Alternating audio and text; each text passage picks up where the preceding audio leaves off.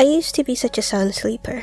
I close my eyes, rest my head on the pillow, and when I opened my eyes again a second later, it'd be lights out. That's how it used to be, at least. A week ago, as I was about to get into bed, I heard a loud noise from downstairs. When I went down to investigate, I found one of the living room windows wide open, and the lamp on the table next to it lying on the floor, shattered. I sighed loudly and shut the window tight. I got a dustpan and brush, cleaned up most of what was left of the lamp, and threw it in the trash.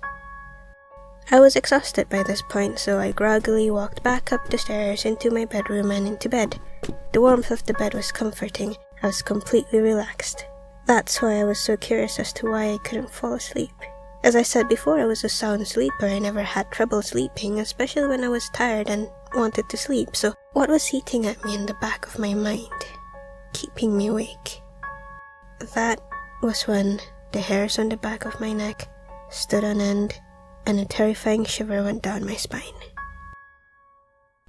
Are you awake? A quiet voice whispered in my ear. I froze. Whoever was speaking was so close, I could feel their warm breath on my ear.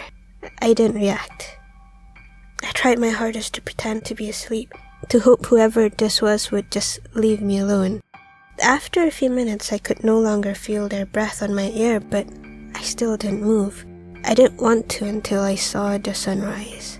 I have never been happier than when I saw the first ray of light the next morning. I jumped out of bed, got dressed, grabbed my car keys, and shot out the front door, having just enough time to look at the now empty table which once had a lamp. I drove to my closest friend's house and told him what had happened. He assured me I could stay with him for a few nights and called the police for me while I sipped some coffee. The police questioned me as you'd expect, and I gave them my house keys so they could search to see if they could find any evidence. They came back that afternoon to return my keys and told me they found no sign that anyone was still in my house.